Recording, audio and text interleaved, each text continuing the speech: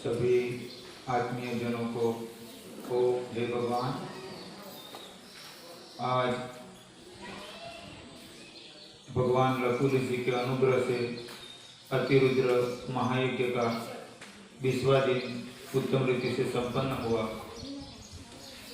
शास्त्र में कहा है, मानव यत्न ईश्वर कृपा। मानव प्रयत्न करता है, उसमें जब ईश्वर की कृपा जुड़ जाती है तो कार्य संपन्न होते हैं।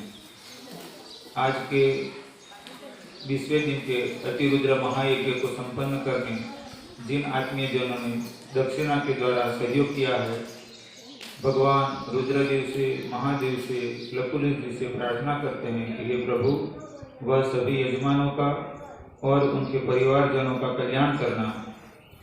जो आत्मीय जन यहाँ उपस्थित रहकर यज्ञ में आहुति देकर और सेवा सहयोग द्वारा आज के यज्ञ को संपन्न करने सहयोग किया है, भगवान से प्रार्थना वह सभी आत्मीय जनों का और उनके परिवारजनों का कल्याण करना। जिन ब्राह्मण देवों ने आज के अतिरुद्र यज्ञ को संपन्न करवाया, भगवान महादेव जी से प्रार्थना, हे प्रभु, वह सभी ब्राह्मण देवों का और उनके परिवारजनों का कल्याण करना। वर्तमान में पृथ्वी के ज्यादातर प्रांत में मानव जाति रोग और भय से त्रस्त है, भयभीत है, पीड़ित है। इस ब्रह्मांड के कोई भी लोक में जब जब जीव भय से त्रस्त होते हैं, पीड़ित होते हैं और भगवान की शरण में जाते हैं, तब तब निश्चित भगवान भय से, पीड़ा से, दुखों से रक्षा करते हैं। पृथ्वी लोक हो या ऊर्ध्वलोक या अधोलोकों में, मानव हो, देव हो, यक्ष हो, दानव हो, गंधर्व हो, किन्नर हो, जब भी जिन्होंने भय, पीड़ा, दुख इत्यादि से दुखी होकर भगवान की शरण को प्राप्त किया है, तो निश्चित भगवान ने उनकी दुखों से रक्षा की है, भय से रक्षा की है। हे प्रभु, हम सभी भी आपकी शरण में आए हैं। वर्तमान में पृथ्वी पर ज्यादातर मानव जाति रोग और भय से त्रस्त है, पीड़ित है, दुखी है। हे प्रभु, हम सभी आपसे प्रार्थना करते हैं कि मानव जाति को वर्तमान कालीन रोग, भय, पीड़ा इत्यादि दुखों से मुक्त कर सामान्य जीवन जीने एवं धर्म के मार्ग, कल्याणकारी मार्ग पर कार्य करने अनुकूलता प्रदान करे, सबकी रक्षा करे। आज अतिरुद्र यज्ञ के 20वें दिन भगवान महादेव जी के गुणगान करते हुए, उनकी लीला के कथामृत का पान करते हुए, घुस्मेश्वर महादेव के प्रागट्य के कथामृत का पान करेंगे। हमारे 12 ज्योतिर्लिंगों का अपार महात्म्य है। उसके स्मरण मात्र से भी जीवों का कल्याण होता है और प्रतिदिन सुबह शाम जरूर स्मरण करना चाहिए और भावपूर्वक, प्रार्थना पूर्वक स्मरण करना चाहिए। सौराष्ट्रे सोमनाथम च श्रीशैले मल्लिकार्जुनम उज्जयिन्या महाकालम ओंकारम अमलेश्वरम, ये पूरा 12 ज्योतिर्लिंगों का पूरा श्लोक दिए हुए हैं और कहा है कि जो सुबह शाम उसका पाठ करता है तो सप्त जन्म कृतम पापम स्मरणेन विनश्यति, 7 जन्मों के पाप उसे नष्ट हो जाते हैं। ऐसा करके पूरा दिया हुआ है शास्त्रों में। उसका पाठ करना चाहिए, याद करना चाहिए, स्मरण करना चाहिए। घुस्मेश्वर महादेव 12 ज्योतिर्लिंगों में से 11 ज्योतिर्लिंगों के महात्म्य के हमने कथामृत का पान किया था। आज हमारा 20वां दिन है, कल पूर्णाहुति होगी, तो 12वें ज्योतिर्लिंग घुस्मेश्वर के महात्म्य का आज कथामृत का पान करेंगे। देवगिरी नाम के एक पर्वत के पास में सुधर्मा और सुदेहा नाम के ब्राह्मण तपस्वी दंपति रहते थे। सुधर्मा तपोनिष्ठ ब्राह्मण थे। उनकी दिनचर्या शिव भक्ति में, प्रभु परायण जीवन, सेवा परायण जीवन, परमार्थ में उनका जीवन व्यतीत होता रहता था। सुदेहा धर्मनिष्ठ थे। वह भी सुधर्मा के साथ प्रभु भक्ति में, सेवा में परमार्थ में जुड़ी रहती थी। वक्त बीतता चला गया, किंतु सुधर्मा और सुदेहा को संतान की प्राप्ति नहीं हुई। उन्होंने विद्वान ज्योतिषों से बताया। ज्योतिषों ने कहा कि तुम्हें संतान योग नहीं है। दोनों के विवाह के कई साल बीत चुके। आखिर सुदेहा ने पति सुधर्मा से समझाया कि तुम मेरी छोटी बहन से शादी करो। सुधर्मा ने मना किया, किंतु सुदेहा बार बार इस बात का आग्रह करती थी। आखिर सुदेहा के आग्रह से सुधर्मा ने सुदेहा की छोटी बहन गुस्मा से शादी करने का स्वीकार कर लिया। सुधर्मा और गुस्मा की शादी हुई। गुस्मा भी भक्ति परायण थी। तीनों आनंद प्रमोद से रहते थे और भगवान की भक्ति में जीवन बीतता रहता था। गुस्मा का नियम था कि प्रतिदिन 101 शिवलिंग पार्थिव लिंग बनाना और उनकी पूजा करना। गुस्मा प्रतिदिन 101 शिवलिंग का निर्माण करती थी, पूजन करती थी और जल विसर्जित करती थी। वक्त बीतता चला गया और आगे चलकर गुस्मा ने संतान को जन्म दिया। गुस्मा के संतान का जन्म होने से सबसे ज्यादा खुश सुदेहा थी, क्योंकि सुदेहा ने आग्रह किया था सुधर्मा से कि तुम गुस्मा से शादी करो और संतान प्राप्त होगा। वक्त बीतता चला गया। गुस्मा का संतान बड़ा हुआ। आगे चलकर सुदेहा को ऐसा लगने लगा, वो ऐसा सोचने लगी कि गुस्मा को संतान होने से वो ज्यादा सुखी है उससे और मैं कम सुखी हूं। और वह सोच उसमें धीरे धीरे बड़ी होती चली गई। मन एवं मनुष्याना मुक्ति बंधन कारणात्, मन से ही बंधन और मन से ही मुक्ति। और वक्त बीतता चला गया। सुदेहा के मन में धीरे धीरे धीरे वह स्थिति बन गई कि उसके मन में गुस्मा के बेटे प्रति ऐसा भाव पैदा हुआ कि मैं उसे मार डालूं। और वास्तव में एक दिन उसने एक रात्रि को गुस्मा के युवान पुत्र को मार दिया और मारकर उसको जल के अंदर फेंक दिया उसने। सुबह में जब सबको पता चला तो सुधर्मा आक्रमण कर रहा था और गुस्मा के पुत्र की पत्नी यानी सुधर्मा की पुत्रवधू वह भी आक्रमण कर रही थी, किंतु गुस्मा शोक मुक्त थी। वो अपने प्रतिदिन की दिनचर्या के मुताबिक 101 पार्थिव शिवलिंग की रचना की, वह शिवलिंग की पूजा की और उसको जल में विसर्जित किया। भगवान महादेव गुस्मा का जो दर्द था वो नहीं देख सके। जो घटना घटी थी उससे वो क्रोधित हो चुके थे। वो प्रकट हुए और उन्होंने गुस्मा के संतान को पुनर्जीवित करके दे दिया और सुदेहा को नष्ट करने के लिए क्रोधित हुए महादेव जी जैसे तत्पर थे और गुस्मा ने प्रार्थना की, हे प्रभु, आपने मेरे संतान को मुझे वापस दे दिया, अब हमारे घर में खुशहाली आ गई,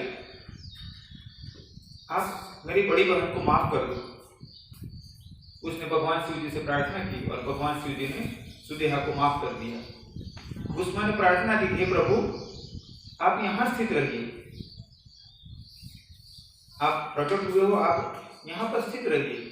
और भगवान शिवलिंग के रूप में वहां पर स्थित हुए। वह शिवलिंग घुसमेश्वर महादेव नाम से प्रसिद्ध हुआ। शास्त्र में बताया गया है कि घुसमेश्वर शिवलिंग के दर्शन करने से अनेकों प्रकार के पातक नष्ट होते हैं, जीवों का कल्याण होता है, इह लोक में कल्याण होता है और परलोक में कल्याण होता है।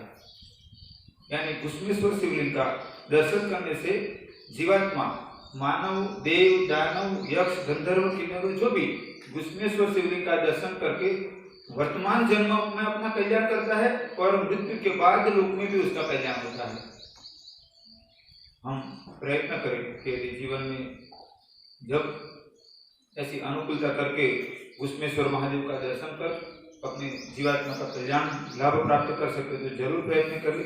यदि नहीं भी जा सकते हैं तो जब जहां जिस जगह पर हो, आप जिस हाल में हो, अपने मन को घुसमेश्वर महादेव के साथ जुड़कर भाव का एकत्व करके उनको मन से प्रणाम करोगे तभी उत्तम फल मिलेगा। ऐसा शास्त्र में वर्णन है कि स्मरण मात्र से कल्याण करते हैं 12 ज्योतिर्लिंग। हम भी भगवान से प्रार्थना करते हैं कि प्रभु आपने जैसे घुसमा पर अनुग्रह किया, हम भी प्रार्थना करते हैं हमारे को भी अनुग्रह कीजिए। इस संसार में दैहिक, भौतिक और दैविक तीनों दुखों से हम सब दुखी है। दैहिक यानी शरीर के, भौतिक यानी व्यवहार के, और दैविक यानी प्रारब्ध के। हे प्रभु हम दैहिक, भौतिक और दैविक तीनों दुखों से दुखी है। हम आपकी शरण में आए हैं। हमारे पास वह ज्ञान नहीं है कि जिस ज्ञान के बल पर हम कहें कि हमारे पर कृपा करो, ना ऐसा हमारे पास योग बल है कि जिसके बल पर कहे कि प्रभु हमारे पर कृपा करो, ना हमारे पास ऐसी भक्ति है कि जिस भक्ति के बल पर कहे कि प्रभु हमारे पर कृपा करो। और हमारी शरणागति भी ऐसी नहीं है। हम आपकी शरण में आते हैं वो भी पल भर में और मन बदल जाता है हमारा। जब झुकते हैं तभी भी मन भटकता है, जब प्रणाम करते हैं तभी भी मन शांत नहीं रहता है, जब प्रार्थना करते हैं तभी भी मन शांत नहीं रहता है। फिर भी हे प्रभु हम जैसे भी है हम आपकी शरण में आए हैं। हे शरणागत वत्सल प्रभु, हे महादेव, हे रुद्रदेव, हम पर कृपा कीजिए, हमारी रक्षा कीजिए, हमारी रक्षा कीजिए, हमारी रक्षा कीजिए। आज अतिरुद्र महायज्ञ के 21 दिन के अंतर्गत 20वां दिन भगवान महादेव की लकुल श्री रुद्रदेव के अनुग्रह से उत्तम रीति से संपन्न हुआ। कल अतिरुद्र महायज्ञ के पूर्णाहुति का दिन है। सुबह में प्रतिदिन की भांति भगवान का पूजन होगा। इसके बाद जैसे प्रथम सेशन यहाँ पर होता है, फिर एक बार रुद्री पाठ होता है, दूसरा सेशन होता है रुद्री पाठ होता है, फिर दोपहर के बाद तीसरा सेशन होता है रुद्री पाठ होता है। इसमें सुबह में पहले सेशन का रुद्री पाठ होगा। रुद्री पाठ की आहुतियाँ सब संपन्न होने के बाद इसके बाद पूर्णाहुति की पूजन शुरू होगा। पूर्णाहुति के पूजन में मुख्यतः जयेश भाई जोशी को मैंने जिम्मेदारी सौंपी थी कि आपको 21 दिन पहले दिन से अंतिम दिन अतिरुद्र महायज्ञ शुरू होने से पूर्णाहुति का नारियल अंदर स्वाहा करने से, यानी पूर्णाहुति होम संपन्न करने तक आपको इस जिम्मेदारी को निभाना है। आप इस यज्ञ क्षेत्र को छोड़कर नहीं जा सकते हैं। और नाम श्राद्ध करवाया था और जयेश भाई ने पूरी निष्ठा से इस कार्य को संपन्न करने पूरा प्रयत्न किया है। तो प्रथम कुंभ पर पूर्णाहुति का आहुति होगी। इसके साथ ही बाकी सभी कुंभ पर जो भी आत्मीय जना है सभी को भी मौका मिलेगा कि वह व्यवस्था की गई है कि सभी नारियल के द्वारा भगवान को पूर्ण अतिरुद्र यज्ञ की पूर्णाहुति के कार्य में अपना योगदान दे, साथ जुड़े, लाभ प्राप्त करे और अपना कल्याण करे। और बाकी जो भी विधि विधान है वह ब्राह्मण देव के द्वारा संपन्न कराया जाएगा। इसके बाद आशीर्वचन होगा, सत्संग होगा और भोजन प्रसादी होगी। अनुमानतः 11:30 से 12, 12:30 के बीच में पूर्णाहुति का कार्य संपन्न होगा और फिर थोड़ी देर के लिए आशीर्वचन होगा और फिर भोजन प्रसादी। तो प्रतिदिन जैसे अभी 12:30, 1 बजे प्रसादी लेते हैं, इसकी जगह हो सकता है कल 1-1:30 बजे प्रसादी का आयोजन हो और प्रसादी के बाद फिर सभी अपने निवास जा भी सकते हैं। और कोई चाहे कि मुझे नहीं जाना है और हमें इसके लिए यहाँ रह जाना है तो हमें बहुत जरूरत है। मैंने मेरे पिताजी को कहा था कि आप साधु बन जाओ। मैंने मेरी माता को कहा आप भी साधु बन जाओ। मेरे बड़े भाई, भाभी, बच्चों सबको मैंने कहा साधु बन जाओ। और आप सबको भी कहता हूँ कि यही एक कल्याणकारी रास्ता है। आप कितने भी तर्क दलील करो किंतु वो सभी के सभी 100% गलत है। क्योंकि शास्त्र में कहा कि धर्म, अर्थ, काम और मोक्ष और चौथा पुरुषार्थ मोक्ष। ब्रह्मचर्य आश्रम, गृहस्थ आश्रम, वानप्रस्थ आश्रम और संन्यास्त आश्रम। संन्यास्त आश्रम यानी छोड़ो, तो वही एक सत्य है। किंतु हम प्रयत्न करते रहते हैं कि अपने तर्क द्वारा, दलीलों के द्वारा अपने मोह को, अपने राग को, अपनी आसक्ति को हम पकड़े रहते हैं। और स्थिति क्या होती है, एक बार कोई बंदर ने किसी के बरामदे में घड़े के अंदर मूंगफली थी, तो उस मूंगफली के लिए घड़े में हाथ डाला और मुट्ठी में मूंगफली पकड़ ली। अब इसके बाद घड़े में से वो बंदर हाथ निकल रहा है, किंतु मुट्ठी बंद है तो हाथ बाहर नहीं निकल रहा है, और खींच रहा है तो हाथ साइड में घिस रहा है, तो उसको बहुत दर्द हो रहा है, तो चिल्ला रहा है, बंदर जोर जोर से चिल्ला रहा है, किंतु उसका हाथ बाहर नहीं निकल रहा, वो दुख से पीड़ित है। अब वो दुख से छूटने का रास्ता क्या है? आप सबको पता है, उपाय तो सबको पता है, मूंगफली छोड़ना, तो छोड़नी ही नहीं है बस, कि गुरु जी हम सब इस ज्ञान को धारण किए हुए हैं, रास्ता तो सबको पता है, इतना ही काम करना है कि मूंगफली छोड़ दी, किंतु हम तैयार नहीं है, मूंगफली छोड़ने के लिए तैयार नहीं है, चाहे कितना भी हाथ घिस जाए, कितना भी दिक्कत हो, दर्द हो, किंतु मूंगफली छोड़ेंगे। यानी कि हम माया को पकड़े बैठे हैं। वर्तमान काल में करीब करीब मेरा जो गिनती अनुमान है, इसे 14,000 करोड़ जितने युग बीत गए, करीब 14 करोड़ युग जितने बीत गए। इस ब्रह्मांड की शुरुआत हुई 14 करोड़ युग से ज्यादा युग बीत गए, और कितने वक्त से हमारी जीवात्मा इस ब्रह्मांड में घूमती रहती है, कभी मानव, कभी देव, कभी दानव, कभी पशु पक्षी वनस्पति, कभी तिर्यक योनि में चले जाती है, कभी कीड़े मकोड़े बन जाते हैं, तो कभी सांप बन जाते हैं, तो कभी कुत्ते बन जाते हैं, तो कभी कहीं तो कभी कहीं।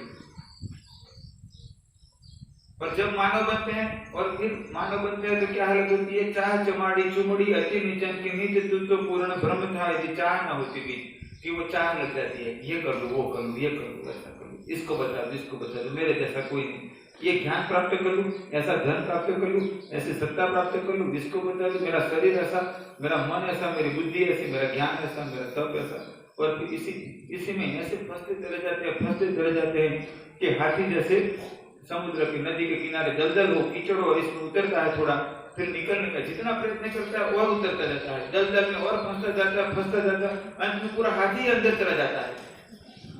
तो यही हालत ज्यादातर लोगों की है, निकलने का प्रयत्न करते हैं और फंसते चले जाते हैं। और उसका पहला रास्ता होता है, इसमें से निकलने का पहला रास्ता होता है माया छोड़ो। अष्टावक्र ने पहली लाइन में शुरुआत कहा कि इसको छोड़ो, और हम कहते हैं नहीं गुरुजी कैसे जुड़े, इसका आशीर्वाद दो कि हमारा माया कैसे बढ़े, उसका कुछ व्रत बताओ, उसका नियम बताओ, कुछ मंत्र बताओ कि हमारी माया बढ़े। मैं ऐसा मानता हूं संसार में दुख तो दुख है, किंतु सुख महादुख है। दुख तो दुख है, किंतु सुख महादुख है, क्योंकि दुख में तो व्यक्ति दुख से छूटना चाहता है, भगवान से प्रार्थना करता है कि प्रभु मुझे दुख से मुक्त करो, किंतु सुख से छूटना नहीं चाहता है, सुख में फंसता चला जाता है और भगवान को भी छोड़ता चला जाता है।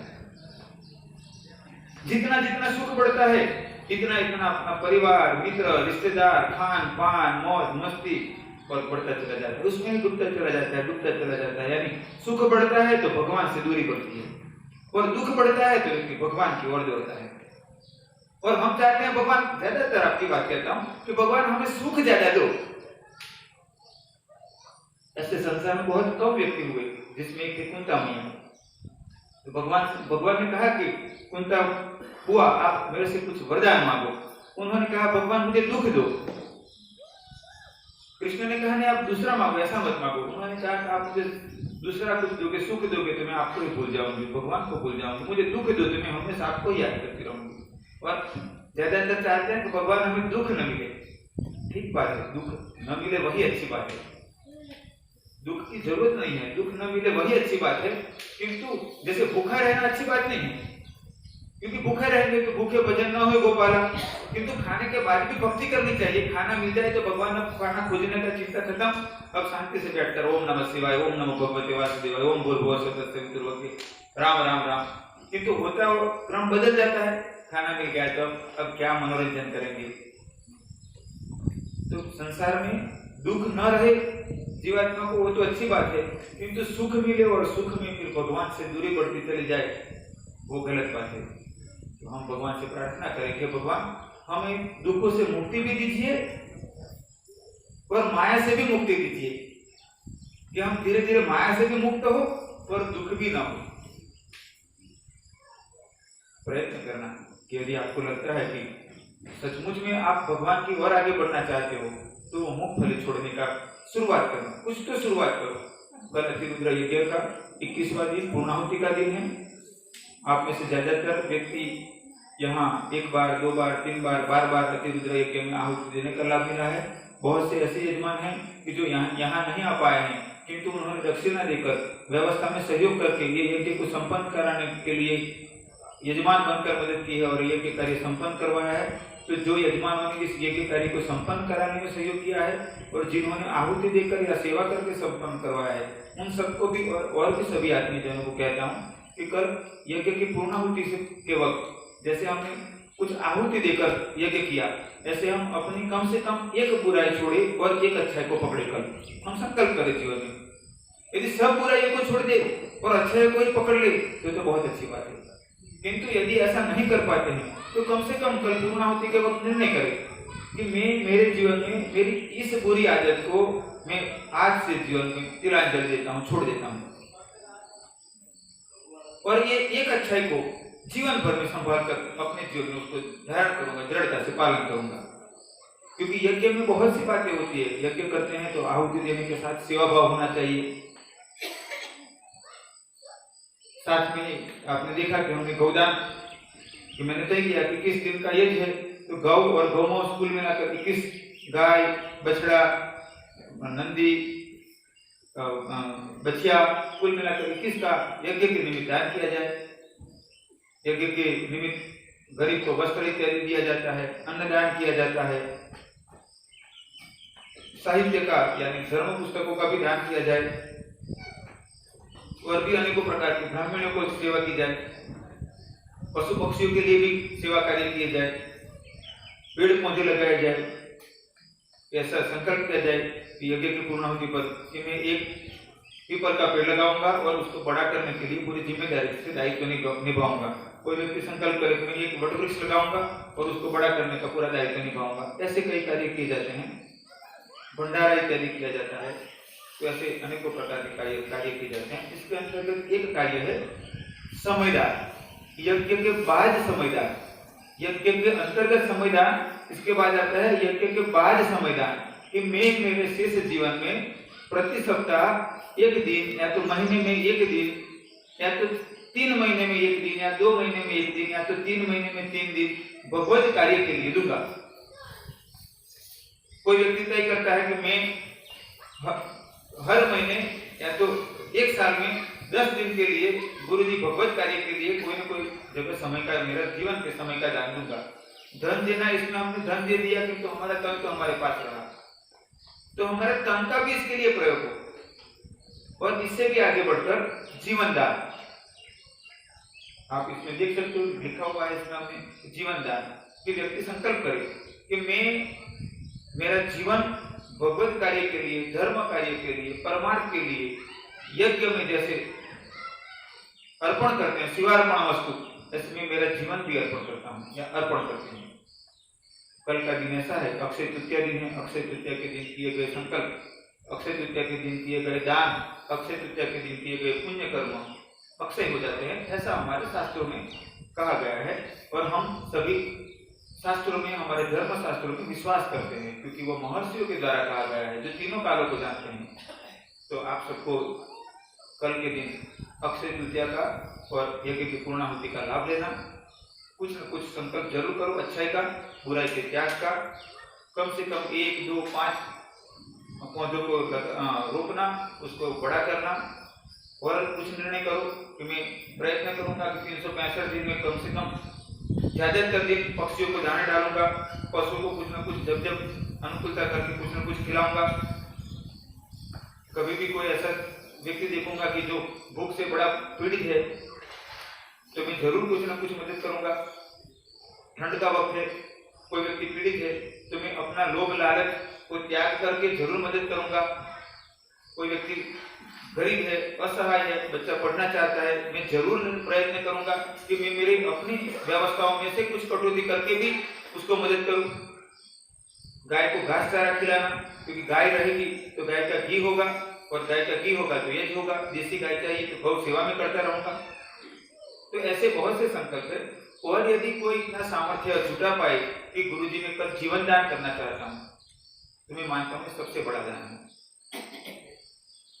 कोई व्यक्ति ऐसा कहे कि गुरुजी मैं आज से जीवन दान करता हूँ तो सबसे श्रेष्ठ बात है। यदि इतना सामर्थ्य ना हो तो कम से कम ये हो सकता है कि गुरुजी मैं 1 साल में, 2 साल में, 3 साल में, 6 महीने में मेरी जिम्मेदारी को निपटाकर मैं मेरा जीवन दान का संकल्प करता हूँ कि यदि मेरा जीवन अभी और 1 साल तक यदि जिंदा रह गया तो मैं तब तक मेरी व्यवस्था जुटा लूंगा। यदि नहीं रहा तो मुझे पता नहीं है, किंतु यदि रहा तो मैं 1 साल के बाद मैं वचन देता हूँ 1 साल के बाद मैं मेरा शेष जीवन भगवत कार्य के लिए, धर्म कार्य के लिए शिवार्पण मस्त करूंगा। तो ये हुआ जीवन दान का संकल्प। कोई व्यक्ति ऐसे भी होते हैं तत्क्षण निर्णय कर ले, किंतु कोई व्यक्ति ऐसे भी होते हैं कि स्वामी जी हम चाहते तो है किंतु हमारे कुछ दायित्व है तो हम अपने दायित्व को निभाकर फिर ये कार्य करेंगे। फिर कभी कभार सोचते हैं कि जीवन दान करेंगे फिर किंतु ठीक खाना मिलेगा, अरे भाई भगवान पर भरोसा रखकर छोड़ दो। जिन लोगों के पास ठीक खाना, मकान, बंगला, गाड़ियां, व्यवस्था और इंडस्ट्री बड़ी बड़ी, वो लोग ये सब छोड़कर चले गए। कहीं तो मैं कह रहा था, कह रहा है ये समा कुछ भी नहीं, रो रही है सबन में ये नजारे कुछ भी नहीं, जिनके महलों में जलते थे फानुस झाड़ की कब्र पर है और निशा कुछ भी नहीं, जिनके निकलने से गुंजता था आसमां, वो खुद दब खुद है कब्र में हुन हाँ कुछ भी नहीं, कह रहा है ये समा कुछ भी नहीं। ये सभी भी चले गए और जाकर से ही ध्रुव मृत्यु, हमारे शरीर भी कभी न कभी चले जाएंगे। तो प्रयत्न करें कि धर्म के मार्ग पर आगे बढ़े और अपना जीवन का ज्यादातर समय इसमें लगे। और हमारे सनातन धर्म को जरूर है कि जीवन दान की, समय दान की। तो आप सभी इस बारे में सोचिएगा और कुछ न कुछ प्रयत्न कीजिएगा कि आप हमारे सनातन धर्म के लिए, सनातन संस्कृति के लिए आपके जीवन का, आपके समय का, आपके धन का, आपके तन का, आपकी बुद्धि प्रतिभा का, आपके परिचयों का प्रयोग करें, उपयोग करें और दान करें। ओम जय भगवान। ओम सबका मंगल हो, सबका मंगल हो, सबका मंगल।